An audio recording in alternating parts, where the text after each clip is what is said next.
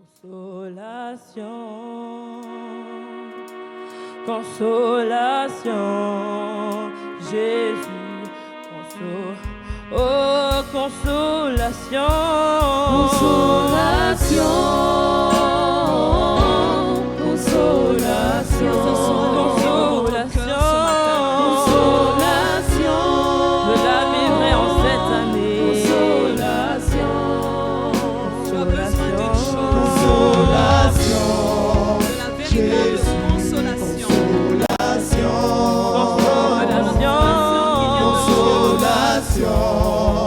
Jésus, consolation. Oh consolation, consolation, proclame-le de tout ton cœur que tu auras ta consolation ce matin.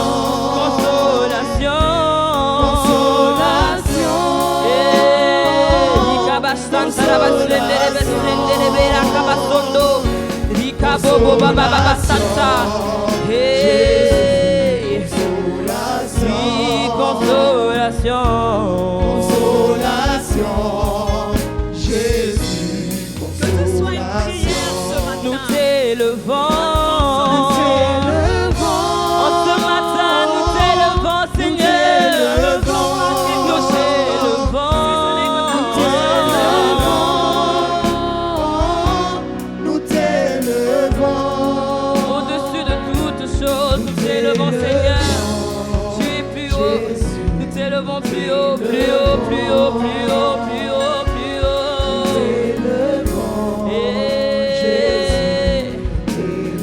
Oui, nous t'adorons.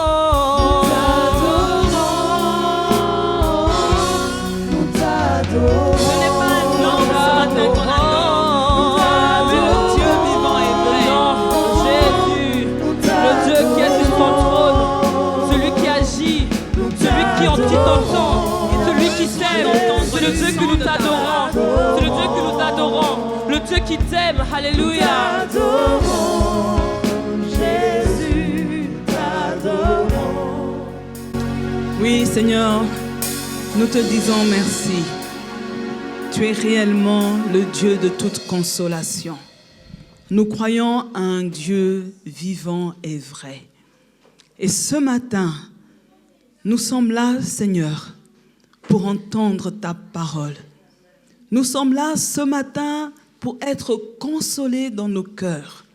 Nous sommes là ce matin pour voir l'impossible devenir possibilité. Ce matin, Père, nous voulons croire que tu es capable de rendre la vie aux morts. Seigneur, nous voulons voir toutes les situations qui étaient mortes dans notre vie reprendre vie. Parce que tu es le Dieu vivant, le Dieu de toute consolation. Ce ne sont pas des fables, ce ne sont pas des paroles en l'air que nous avons reçues, mais nous avons reçu la parole de vie. Cette parole qui amène un changement dans nos vies. Malgré les temps, malgré les saisons, nous savons que toi, tu n'es pas changé par cela. Tu es le Dieu qui est le même, hier, aujourd'hui, éternellement. C'est ce que la Bible nous dit de Jésus. Il ne change pas, il ne change pas, il ne change pas. Il agit encore comme aux temps anciens. Et nous voulons le voir encore ce matin. Ce n'est pas encore fini pour nous, parce que Dieu est vivant et vrai. Merci éternel. Gloire à ton nom, Seigneur Jésus. Amen, amen. Bonjour, bien-aimés. Soyez les bienvenus dans la maison de l'Éternel. Et je crois comme David, il y a de la joie dans notre cœur lorsqu'on nous dit « allons dans la maison de Dieu ». Et malgré le temps, bien-aimés, faisons un effort d'être dans la joie. Parce que notre joie ne dépend pas de la saison, du temps. Non, notre joie dépend de ce que nous dit Dieu. Dieu, ce matin, a disposé quelque chose de particulier pour toi. Et dans cette attente, mon cœur doit tressaillir de joie. David avait peur d'une chose. Il disait, ne m'empêche pas d'entrer dans ta présence. Il ne voulait pas qu'un seul jour, Dieu lui prive de sa présence. Et nous, ce matin, en venant dans la maison de prière, dans la maison de Dieu, nous sommes venus entrer dans la présence de Dieu. Et nous voulons retirer quelque chose. Nous voulons repartir avec quelque chose. Et je voudrais merci l'équipe de louange, si on peut projeter la déclaration de l'année. Nous sommes au 11e mois de l'année 2019. Et depuis le début de cette année, un thème a été donné, la consolation. La consolation. Chaque semaine, depuis la première semaine de janvier, différents orateurs se sont succédés pour parler de cette consolation. Nous sommes joyeux, reconnaissants à l'Éternel parce que plusieurs ont obtenu la consolation attendue. Amen. Et il y a encore un nombre qui attend la consolation. Et je crois que ce n'est pas encore fini. Amen. Dieu ne ment pas. Dieu, il est fidèle. Et c'est vrai que nous sommes le 24 novembre et on a envie de dire que c'était pour les autres. On a envie de dire que ce thème n'était pas pour moi. Mais je veux te dire ce matin que tu es concerné par la consolation. Cette consolation, elle a été libérée pour toi. La parole de consolation, elle est pour un membre de El Shaddai. Elle est pour un fils d'El Shaddai. Et si tu te considères comme membre de cette église, comme un fils de cette église, tu dois savoir que lorsque Dieu a inspiré l'homme de Dieu pour ce thème, il pensait à toi. Il ne pensait pas à ton voisin, mais c'était de toi qu'il était question. Et c'est pour ça que je veux que ce matin, qu'il y ait un retournement dans ta pensée, dans ton cœur, pour que ces paroles que nous allons encore, pour la 1e fois, déclarer, que ces paroles, tu les fasses ta propriété. Je veux que lorsque tu dors, ce soir, tu vas dormir, je veux que tu répètes ces paroles en mettant ton nom. Que cette semaine, que jusqu'au 31 décembre, que cette déclaration fasse partie de ton quotidien. Le matin, au coucher, dans la journée, même quand tu es au travail, tu vas aux toilettes et tu fais la déclaration. Parce que la consolation, elle est pour toi. Nous allons la déclarer. 2019, c'est l'année de ma totale consolation. Le Père des miséricordes et le Dieu de toute consolation me consolera dans toutes mes afflictions, toutes mes détresses, mes tristesses, mes angoisses et mes incertitudes du passé ont pris fin en 2018. Je suis le choix de Dieu. Ne me rejette point. Alors je ne crains rien, car mon Dieu est avec moi. On va le répéter. Et tu mets ton prénom. Tu dis, moi Ruth, moi Jolie, moi Evelyne, moi Paul, moi Pierre, je suis le choix de Dieu.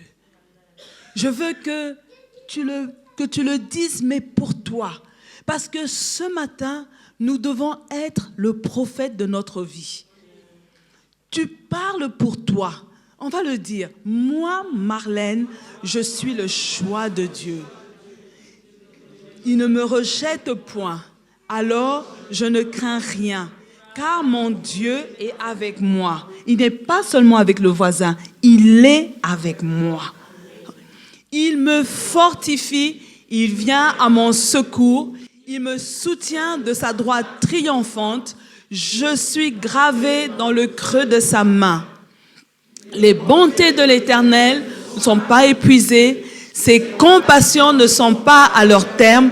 Elles se renouvellent chaque matin en moi en 2019. Je traverserai les eaux, mais je ne serai pas englouti.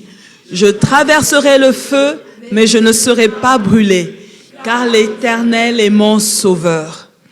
Ce dont mes oreilles avaient entendu parler depuis des années, mes yeux le verront.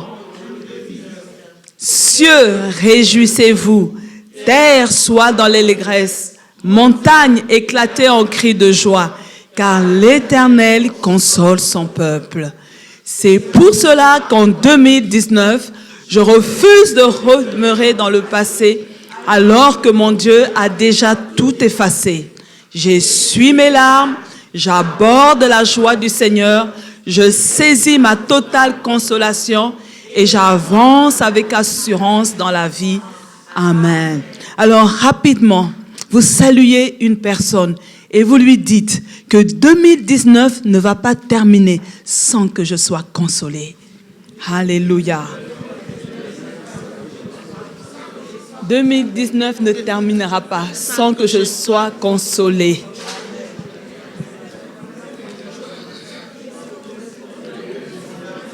Alléluia. Alléluia. Qu'il en soit ainsi, selon ta parole. Amen. On peut s'asseoir. Alléluia. Nous allons ouvrir nos Bibles dans 1 Thessaloniciens 2 et lire le verset 13.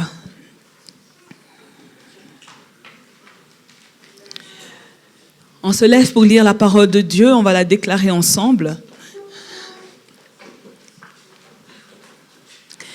C'est pourquoi nous rendons continuellement grâce à Dieu de ce qu'en recevant la parole de Dieu que nous vous avons fait entendre, vous l'avez reçue, non comme la parole des hommes, mais ainsi qu'elle est véritablement, comme la parole de Dieu qui agit en vous qui croyez. Amen. Alors, la chose à laquelle nous allons nous arrêter pendant quelques instants, c'est essayer de voir qui sont les frères de l'église de Thessalonique. Vous voyez, donc cette église, elle est dans la ville de Thessalonique, comme ici, nous sommes dans la ville de Dudelange. Amen. Et cette église était principalement composée de gentils, des personnes non juives. Et ces personnes ont entendu l'évangile de la bouche de l'apôtre Paul. Et je pense que ce matin, et notre génération même, peut s'identifier à ce peuple. La chose forte, c'est que lorsque ce peuple a entendu le message de l'évangile, la Bible dit qu'ils ont abandonné leurs idoles pour suivre le Dieu vivant et vrai. Et je vais le lire dans 1 Thessaloniciens, chapitre 1, le verset 8. On nous dit, non seulement, en effet, la parole du Seigneur a retenti de chez vous dans la Macédoine et dans l'Achalie, mais encore votre foi en Dieu s'est fait connaître en tout lieu. Ça veut dire la foi que ce peuple a eue, cette soif de la parole, s'est fait connaître partout. Les gens ont été touchés de cette soif de connaître les choses de Dieu. Mais ils ne se sont pas arrêtés à la soif de connaître Dieu, mais ils ont posé des actes. Et la Bible nous dit, car on raconte à notre sujet quel accès nous avons eu auprès de vous et comment vous vous êtes convertis à Dieu en abandonnant les idoles pour servir le Dieu vivant et vrai. Et ici, on peut marquer une pause. Tu es venu au Seigneur. As-tu renoncé à quelque chose? As-tu abandonné quelque chose parce que tu as reconnu que le Dieu de la Bible est vivant et vrai. Pour ces personnes, ce n'était pas facile de renoncer à leurs idoles. Parce que depuis la tendre enfance, ils étaient habitués au culte des idoles.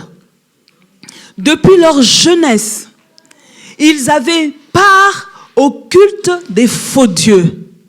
Mais là, à l'annonce de l'évangile, ils prennent la décision d'abandonner tout. Parce que ils choisissent de suivre le Dieu qui est vivant et vrai. Et j'aimerais attirer l'attention à une personne. Tu es dans l'église, je ne sais pas si c'est par touriste, si c'est par habitude, parce que dans l'église, tu as des amis et c'est devenu un fan club, un lieu pour se retrouver chaque dimanche, un lieu de rendez-vous donc. Mais si tu es à l'église et que tu veux faire partie de la famille de Dieu, il faut payer le prix du renoncement. Il faut souffrir en prenant la décision de se séparer avec certaines choses, même si cela fait plaisir à notre cœur. Mais quand je sais que cette chose déplaît à Dieu, je renonce à cela. Sinon, c'est une perte de temps, bien-aimé. Combien de personnes sont dans l'église 5 ans, 10 ans, 20 ans, mais sont de véritables païens? Combien de personnes sont dans l'église et n'ont rien compris de l'évangile? Écoutez-moi, bien-aimés, si c'est le cas de certaines personnes ce matin ou des auditeurs des réseaux sociaux, cette vie chrétienne que vous menez ne va vous apporter rien du tout. Cette comédie ne va rien produire dans votre vie. Ces personnes ont mis de côté les idoles. Et chacun, nous connaissons nos idoles. Et j'interpelle une personne ce matin de se débarrasser de ses idoles, de se débarrasser de tout ce qui empêche à ce que Dieu puisse intervenir en totalité dans ta vie, de tout ce qui ferme l'accès au Saint-Esprit dans ta vie. Et là, je pense que Paul a procédé par une évangélisation de rue, une évangélisation sur le marché, sur la place du marché, au coin de la rue.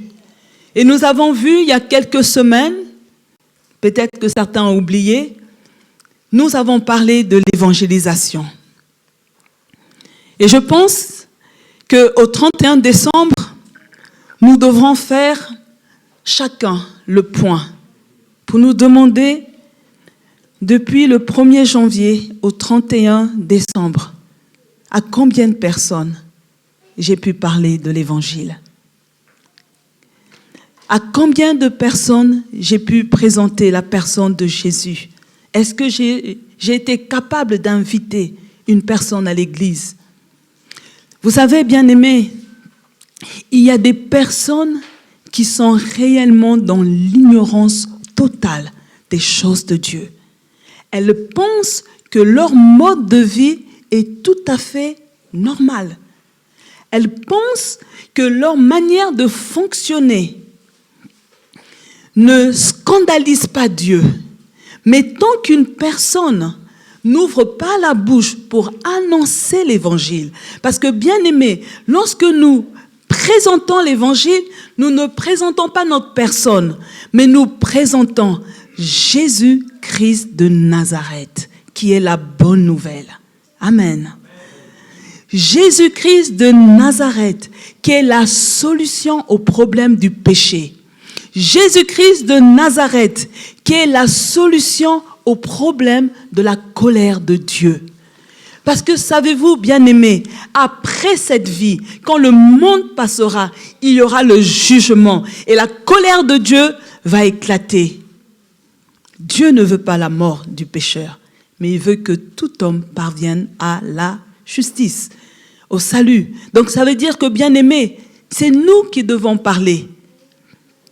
Nous devons annoncer la bonne nouvelle, comme Paul l'a fait à ce peuple dans cette ville.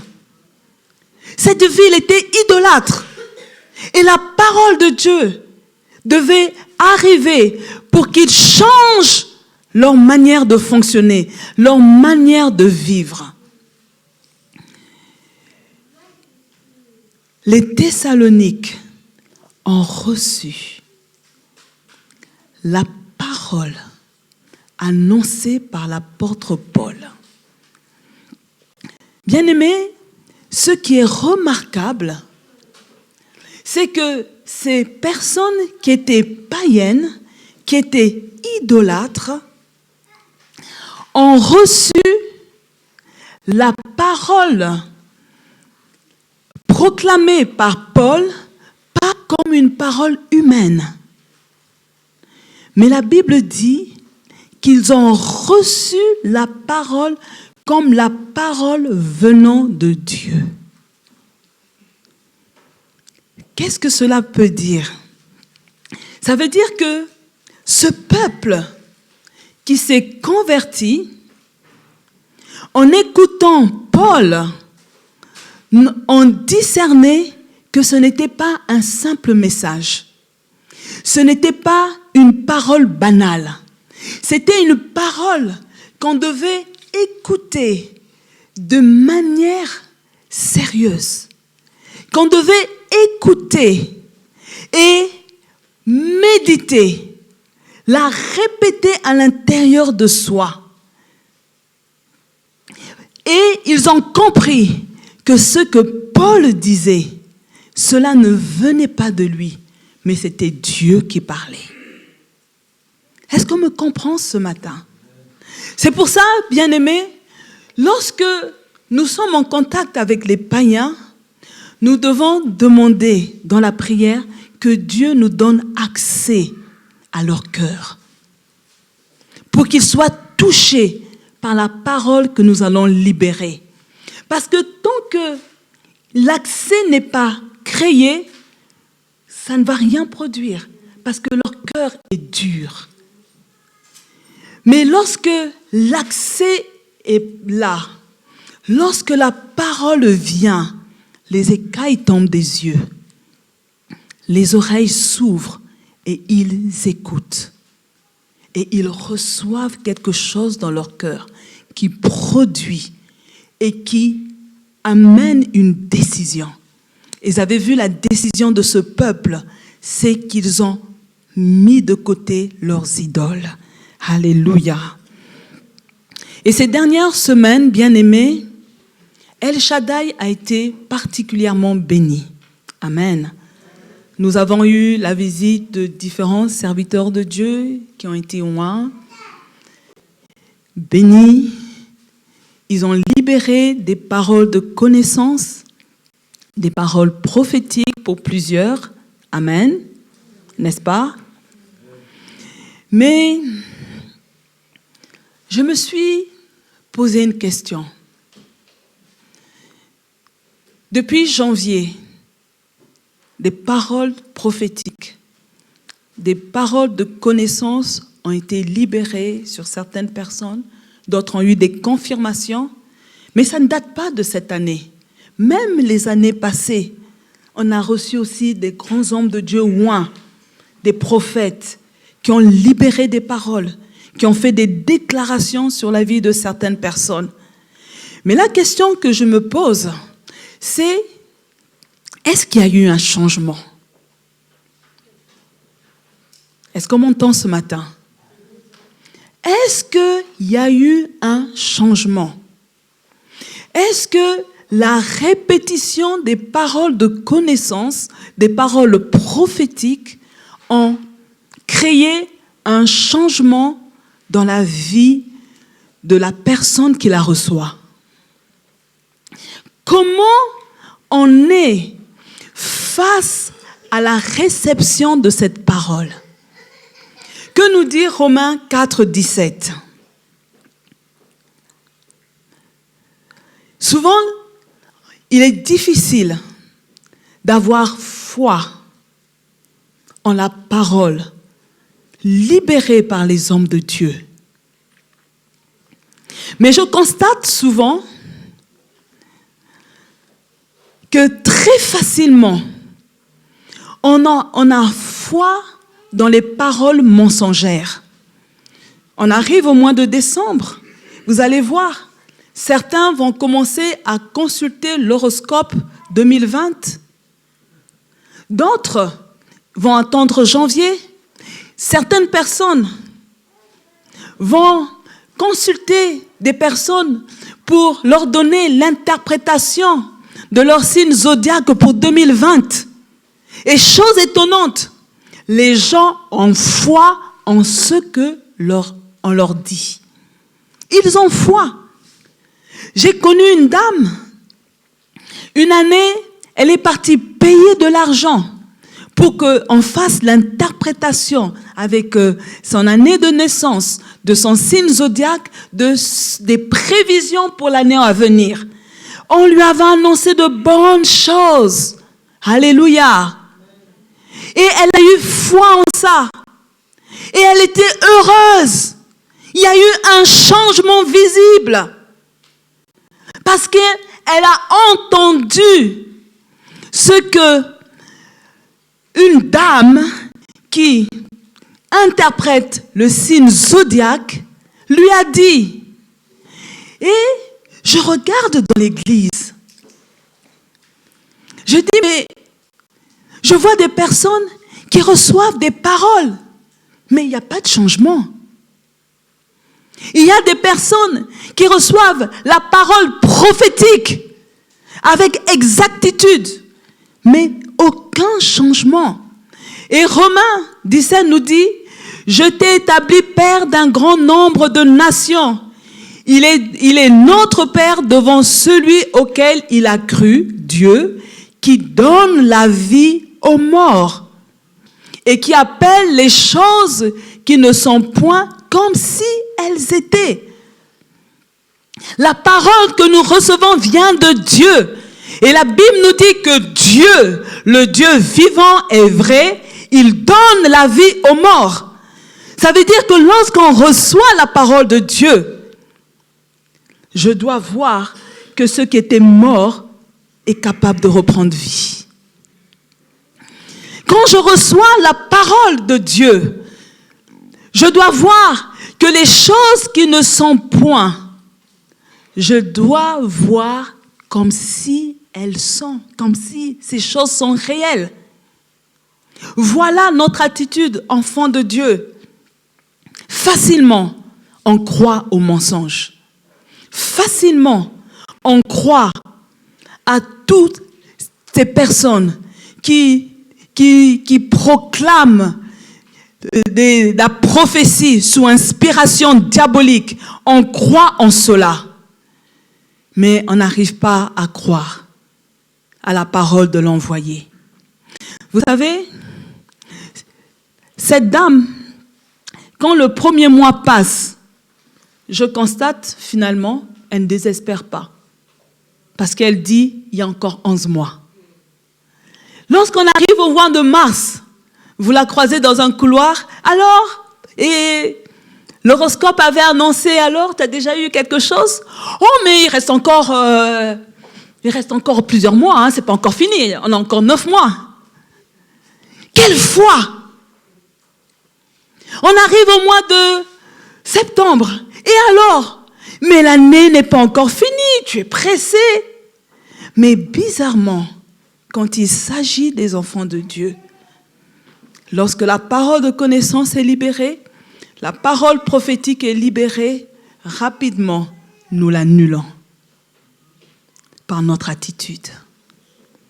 Je suis venue réveiller une personne ce matin pour lui demander de faire attention. La parole qui a été libérée ne vient pas de l'homme de Dieu, mais c'est la parole de Dieu. Sa source n'est pas humaine, mais sa source est divine. Alléluia. Et l'autre chose à laquelle on peut s'interroger, lorsque la parole est libérée, y a-t-il un avant et un après? Et pour nous, les chrétiens, c'est très facile. Y a-t-il un avant? Comment on est quand cette parole est libérée? Voyez-vous, Paul fait le constat qu'il y a un avant et un après. Dites-moi, est-ce que le bishop peut faire ce constat sur chacune de nos vies? La parole est libérée. Y a-t-il un avant? Y a-t-il un après? Et pour illustrer ça, je voudrais parler de Anne. Voyez-vous, cette femme qui pleurait parce qu'elle n'avait pas d'enfant. Elle était malheureuse. Elle en souffrait. Je pense qu'elle n'en dormait pas. La Bible nous dit que lorsque elle rencontre le serviteur, le sacrificateur Élie, il libère une parole. Et cette parole, Anne la reçoit comme venant de Dieu. Amen. Cette parole, elle aurait pu se dire que c'est la parole d'un homme. Il ne connaît pas mon problème, car souvenez-vous, le sacrificateur Élie ne savait pas ce que Anne demandait dans sa prière. Mais lorsqu'il libère la parole, elle aurait pu dire, il ne sait pas de quoi il parle. Alléluia. Mais on fait le constat qu'il y a un avant et un après. Avant, cette femme, elle pleurait. Mais la Bible nous dit que les pleurs ont cessé. Donc vous voyez, avant, après. La tristesse est finie, mais c'est la joie qui a pris la place. Anne a été consolée par la parole. Je suis en train de dire à une personne ce matin que ces dernières semaines, les paroles de connaissance, la parole prophétique qui a été libérée dans ta vie est ta parole de consolation. Mais maintenant, est-ce qu'il y a un avant et un après cette parole? Pour Anne, l'après a été celle qui ne mangeait pas, elle a mangé. Amen. La Bible nous dit, comme vous lisez 1 Samuel 1 dans l'histoire, quand elle quitte l'homme de Dieu, la Bible nous dit au verset 18 que Anne, elle mange. Elle dit, son visage changea, mais la première chose, elle mange. Alléluia. Comment es-tu? Est-ce que ce changement est visible en toi? Anne, son visage change. Quelle est la parole qu'elle a reçue? L'homme de Dieu lui a dit, va en paix. Et que le Dieu d'Israël exauce ta prière. Certaines personnes allaient peut-être continuer à pleurer en se disant, il ne sait pas de quoi il parle. Il ne sait pas, il ne connaît pas mon quotidien, il ne connaît pas mon problème. Mais juste cette parole a amené un changement sur son visage et l'a poussé à manger. Vous savez, il y a des problèmes qui vous coupent l'appétit. Vous pouvez aller voir les médecins, mais l'appétit n'est pas là. Vous avez même l'insomnie. Mais lorsque la parole sort et que cette parole est divine, elle règle le problème, même quand le problème demeure. Est-ce qu'on me comprend ce matin? Parce que, voyez-vous, lorsque Anne est rentrée à la maison, pensez-vous que Pénina a arrêté? Non. Pourquoi? Parce que Pénina n'a pas reçu de parole lui ordonnant d'arrêter les moqueries. Personne n'a dit à Pénina d'arrêter ses souffrances à l'égard de Anne. Personne n'a dit à Pénina d'arrêter avec ses paroles blessantes. Non. Elle est arrivée, l'atmosphère dans sa maison était toujours le même. Ça veut dire quoi, bien-aimé? Cela veut dire que tu as reçu ta parole de connaissance, ta parole prophétique, mais même si, en chemin, tu ressens peut-être encore un peu la douleur, alors que Dieu t'a dit que tu es guéri. Peut-être que tu arrives à la maison, le mari est toujours source de problèmes. Tu es encore allé passer un entretien pour l'embauche. On ne t'a pas pris, mais ce n'est pas le problème. Alléluia. Le problème, c'est que j'ai entendu une parole. Et cette parole, coûte que coûte, elle va finir par s'accomplir. Parce que sa source est divine. Sa source n'est pas humaine. Alléluia. Et alors, je ne veux pas me comporter en disant que voilà, on m'a trompé. Je ne veux pas commencer à tourner dans tous les sens en me disant que peut-être parce qu'un tel a entendu la parole, c'est pourquoi la parole ne marche pas avec moi. Non, c'est la parole de Dieu et il va l'accomplir.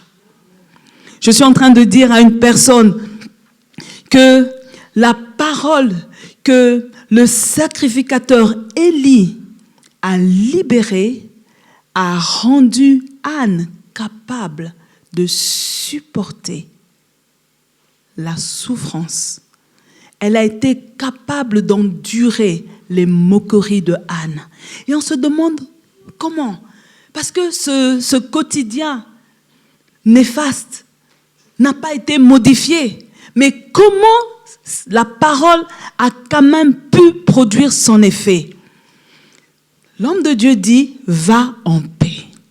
Et je pense que lorsque Anne est sortie du temple, elle a commencé à se dire « Maintenant, je marche avec la paix de Dieu. Maintenant, dans mon cœur, je mets la paix de Dieu. Dans mes pensées, je mets la paix de Dieu. Tout autour de moi, il y a la paix de Dieu. » Et vous savez ce que ça a produit? Lorsqu'elle est dans sa maison, tout ce que Pénina a eu à faire, c'était zéro. Pourquoi? Elle avait la paix avec elle. Cela veut dire que l'autre pouvait provoquer, mais elle avait fermé ses oreilles, parce que ses oreilles étaient remplies de la paix de Dieu. Je suis en train de pousser une personne à revoir son attitude pour pouvoir recevoir son miracle. Anne est là. Son quotidien, du matin au soir, la pousse à se révolter contre Dieu. Mais à cause de cette parole, va avec la paix. Elle a porté le manteau de la paix. Elle mange le matin avec la paix. Elle se réveille le matin avec la paix. Toute la journée, elle pense à la paix. Dites-moi, à un moment donné, Pénina ne va-t-elle pas se fatiguer? Voilà. Alléluia. Cela veut dire, bien-aimé, que là où tu es, avec ton problème, même si ça continue, le visible continue à exister, mais toi, focalise-toi sur l'invisible, sur la promesse que Dieu t'a faite. Parce que c'est ça qui est le plus important. Si dans ton cœur, tu crois que la parole qui a été libérée est une source divine, pas une source humaine. C'est que dans cette parole que tu as reçue, tu as tous les ingrédients pour tenir. Amen. Et vous voyez, Anne a reçu les ingrédients de la paix. L'homme de Dieu lui a demandé de marcher avec la paix, de rechercher la paix. Quand on dit « va en paix », elle devait s'envelopper de la paix pour pouvoir voir Dieu exaucer sa prière. Qu'est-ce que tu as reçu? Je voudrais que aujourd'hui, tu puisses décortiquer toutes les paroles que Dieu a libérées sur ta vie, toutes ces paroles prophétiques que tu as reçues. Il faut que tu arrives à les décortiquer et que tu puisses maintenant puiser les ingrédients qui vont amener le miracle dans ta vie. Alléluia. Il faut que quelque chose se passe parce que la parole de Dieu ne sort pas en vain. Je suis en train de dire à une personne, la parole de Dieu ne sort pas en vain. Quand la parole de Dieu sort, elle a un objectif.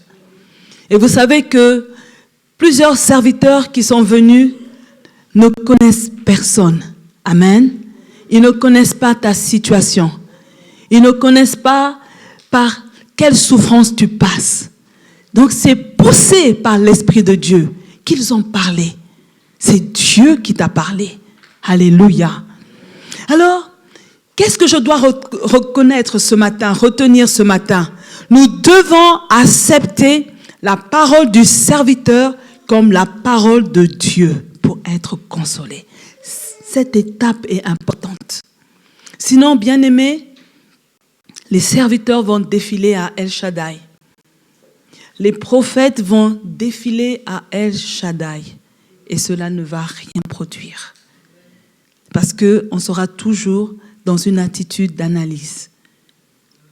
On n'arrivera pas à dire que là, c'est Dieu qui m'a parlé.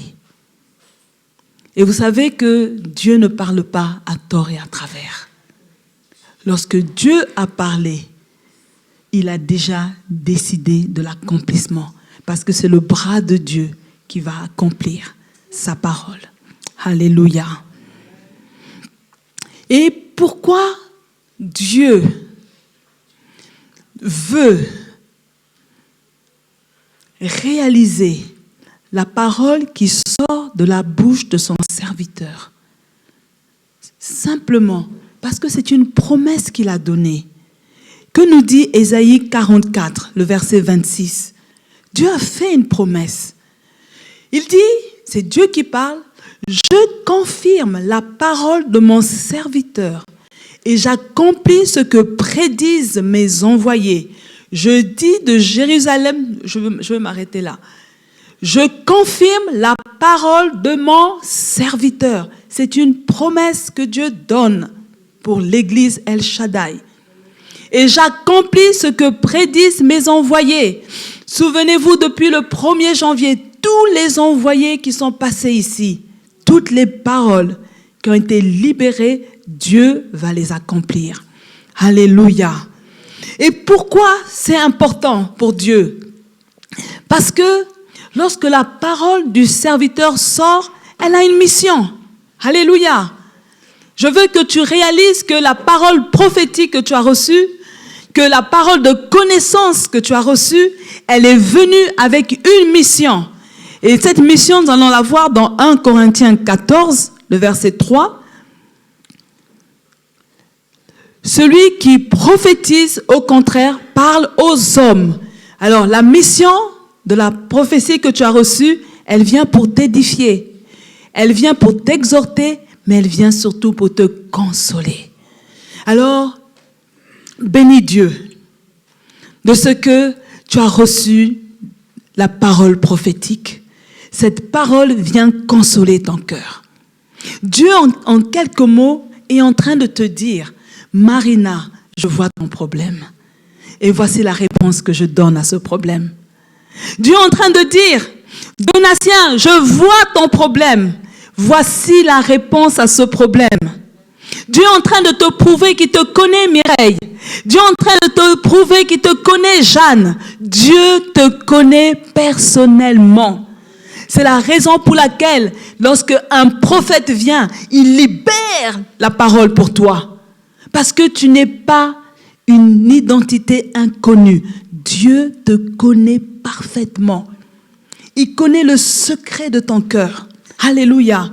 Et j'ai eu les témoignages de certaines personnes qui m'ont dit, la nuit, j'ai rêvé telle chose. Et ça s'est passé comme j'ai vu dans le sommeil. N'est-ce pas, Marina? C'est ce que fait notre Dieu. Alléluia. C'est ce que fait le Dieu de la Bible. Lorsque la parole sort, il veut te prouver qu'il est vraiment ton papa. Tu es mon enfant. Je sais ce qui te fait mal. Je sais ce que tu endures. Et voici la parole pour te consoler. Donc, lorsque la parole sort, elle vient premièrement pour consoler. Alléluia. La parole prophétique, elle ne vient pas pour faire du spectacle. Mais tu dois être édifié par cette parole. Tu dois te sentir exhorté, mais surtout consolé. Alléluia. C'est pourquoi souvent j'encourage les gens à avoir un carnet pour noter les paroles prophétiques et mettre la date. Et là, le jour du témoignage, on fait un rappel. Regardez, c'était en telle année. Dieu m'avait parlé. Alléluia. Dieu m'avait parlé. Et aujourd'hui, voici l'accomplissement de ce que Dieu avait annoncé. Alléluia. 1 Thessaloniciens 2:13. Un peuple formidable. Un peuple étonnant. Ils reçoivent la parole de Paul comme la parole de Dieu. Quand ils reçoivent, qu'est-ce qui s'est passé? Bien-aimés, pour recevoir la parole, nous devons prêter attention à cette parole libérée. Cette parole vient avec un potentiel. Elle vient pour booster ta vie. Alléluia. Lorsque la parole sort, elle vient nous donner de nouvelles forces pour combattre, pour persévérer. Alléluia. Quand tu reçois ta parole de connaissance, si tu n'arrivais plus à prier pour ton problème, cela doit t'encourager à reprendre la vitesse de croisière pour la prière.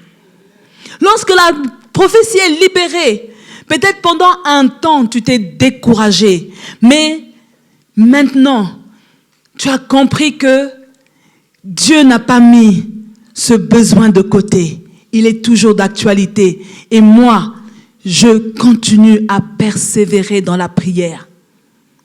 Alors, lorsqu'on reçoit la parole, bien-aimée, pour nous qui sommes enfants de Dieu, la chose qui doit se produire, c'est que ça vient améliorer notre vie de prière.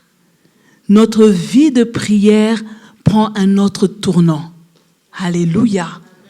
Et en cette fin d'année, nous devons redoubler dans la prière.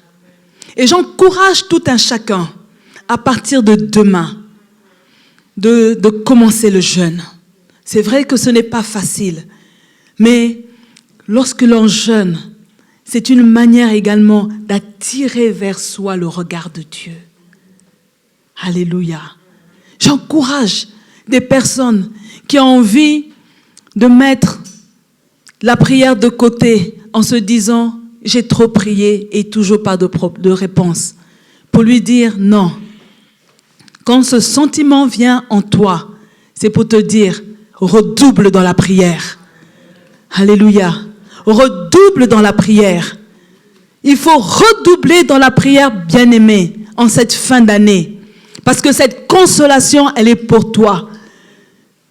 Il faut redoubler dans la prière. Alors, Paul, il dit encore que non seulement vous avez reçu, mais vous avez accepté. C'est une chose que de recevoir la parole, mais c'en est une autre que de l'accepter. Parce que l'accepter revient à dire de faire une place dans notre cœur. Il faut que lorsque la parole est libérée, qu'elle trouve une place dans notre cœur. Parce que tant qu'elle ne trouve pas de place, elle ne pourra rien produire. Parce que ce que la parole produit, c'est la foi. Alléluia. Et vous voyez, bien-aimés, ce peuple, ces Thessaloniciens, qui étaient habitués aux idoles, lorsqu'ils reçoivent la parole et lorsqu'ils acceptent la parole, dans leur cœur, la foi de Dieu, la foi en Dieu a pris place. Et cette foi les a poussés à renoncer à leurs idoles. Cette foi les a poussés à marcher en nouveauté de vie. Cette foi les a poussés à endurer les persécutions. Alléluia. Parce que savez-vous qu'à un moment donné, lorsque vous lisez l'histoire, les Juifs non convertis ont commencé à faire des fausses accusations au gouverneur pour dire que ces gens sont contre ton pouvoir. Et ils ont été persécutés. Mais la foi en Dieu a mis en eux l'assurance du salut. Ils n'ont pas renoncé. Ils n'ont pas arrêté de prier. Et ce matin, je vais encourager une personne pour dire que même si les choses tardent, n'arrête pas. Tiens bon. Même si les choses tardent, ne retourne pas dans ta vieille vie. Ne revis pas dans le péché. Ne fabrique pas des solutions. Même si la chose tarde. Celui en qui tu as cru est plus grand que le prince de ce monde. Ce matin, Dieu te dit, prends la parole du serviteur comme venant de moi.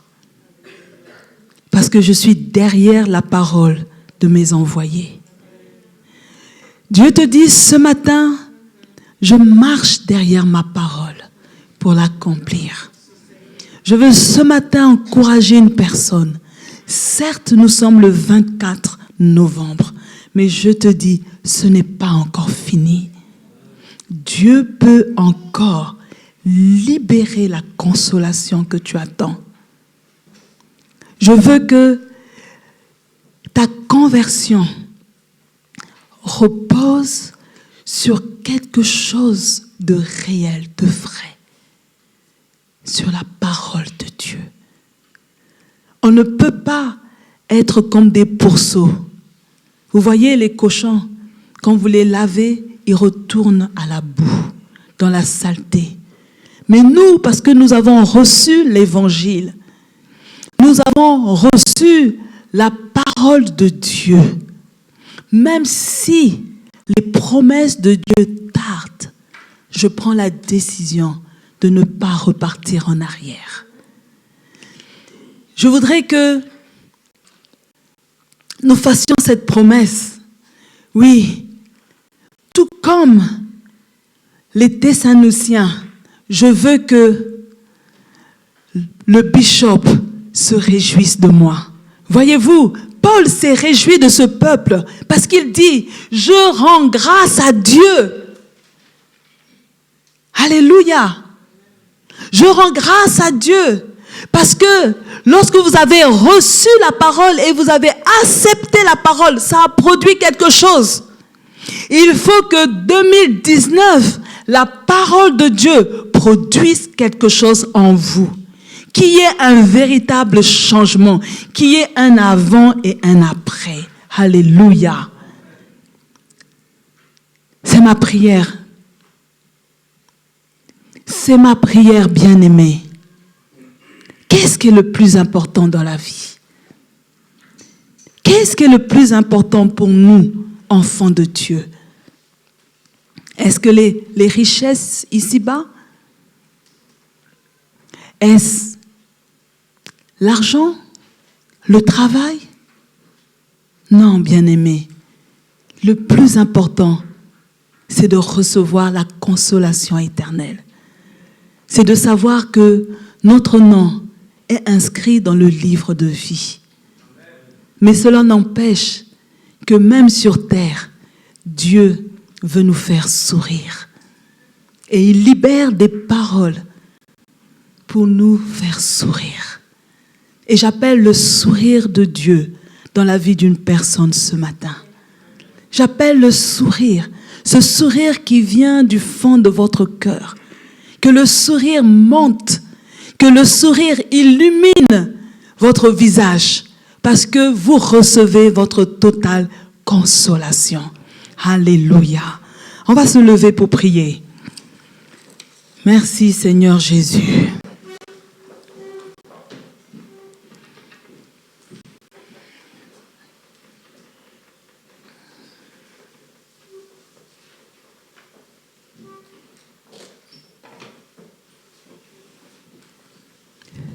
Présente à Dieu la parole la plus récente que tu as reçue.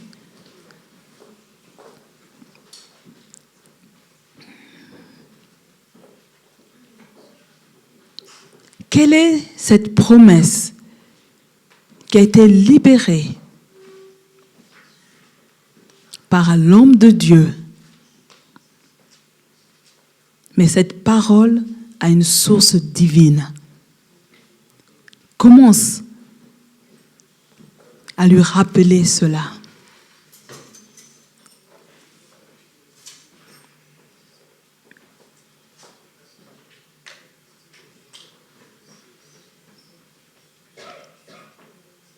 Le Seigneur t'entend ce matin.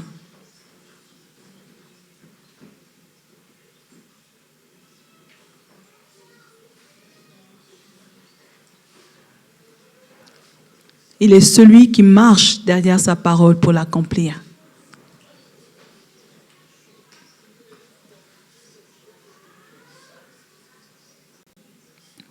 Maintenant, parle-lui de ton quotidien.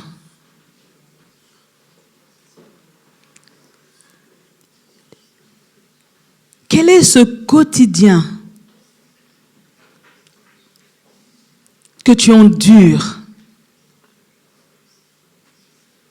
Est-ce un quotidien comme Anne avec une Pénina qui se moque de toi? Est-ce que c'est un quotidien de médicaments? Est-ce que c'est un quotidien de refus, de portes fermées? Est-ce que c'est un quotidien de menaces administratives? Quel est ce quotidien qui est lourd, qui te paraît plus grand que la promesse de Dieu?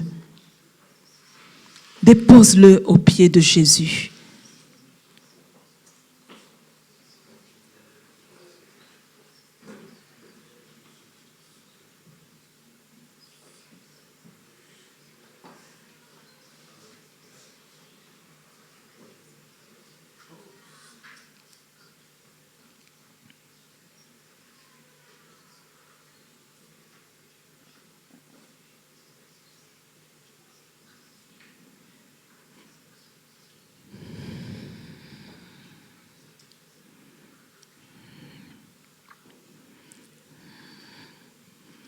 Seigneur, ce matin, je me tiens avec ton peuple.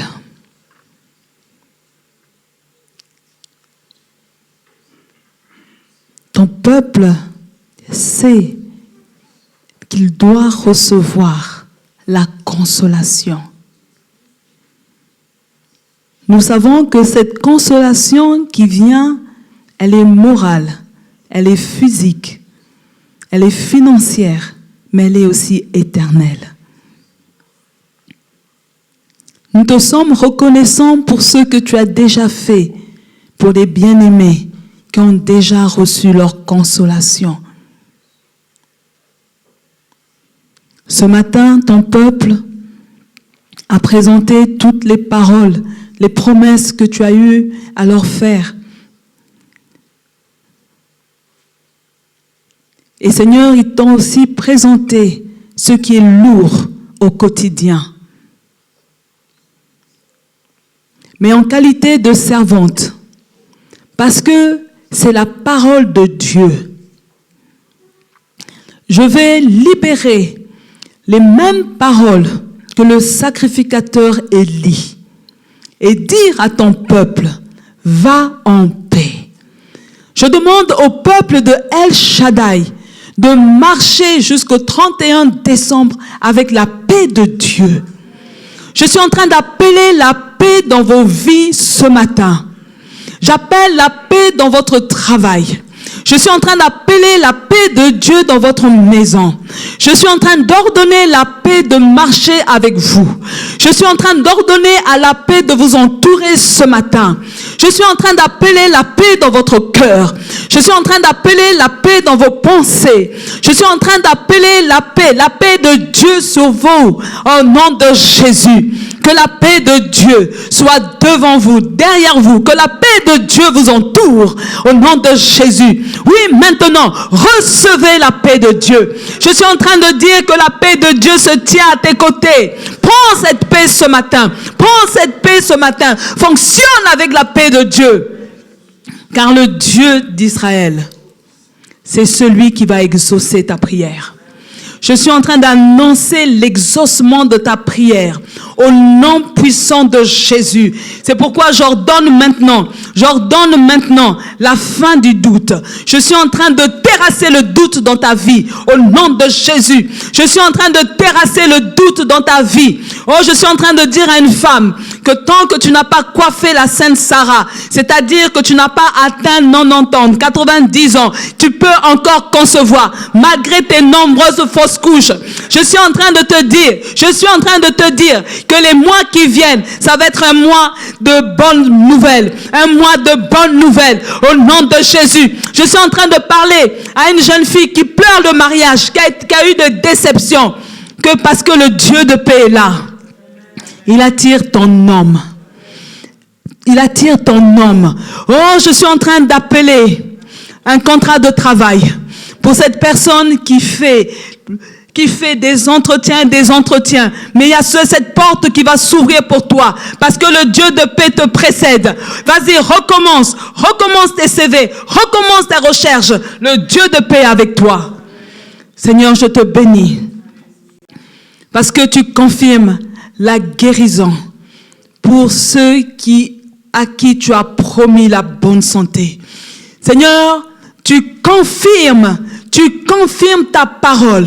Oui, Seigneur, tu confirmes ta parole par des bébés miracles. Seigneur, tu confirmes ta parole par la restauration. Tu confirmes ta parole par l'achat des maisons. Tu confirmes ta parole par des voyages. Tu es le Dieu de paix. Tu es le Dieu de paix. Tu es le Dieu de paix. Et ce matin, nous portons la casquette de la paix. Ce matin, Seigneur, nous voulons brandir le drapeau de la paix. Oui, Seigneur, je pense à ce couple qui a des problèmes. Seigneur, qui désire divorcer. Mais le Dieu de paix vient ramener la paix. Le Dieu de paix vient mettre encore l'amour. L'amour comme au premier jour. L'amour comme au premier jour. Oui, Seigneur, j'appelle la paix pour ce peuple d'El Shaddai. Un avant et un après. Merci pour cette paix. Cette paix qui est réelle. Cette paix de la consolation. Cette paix qui nous console. Anne a reçu la paix et elle a été consolée. Seigneur, ce matin, nous sommes consolés comme Anne par cette parole de paix. Par cette paix, nous recevons cette paix au nom de Jésus. Soyez bénis.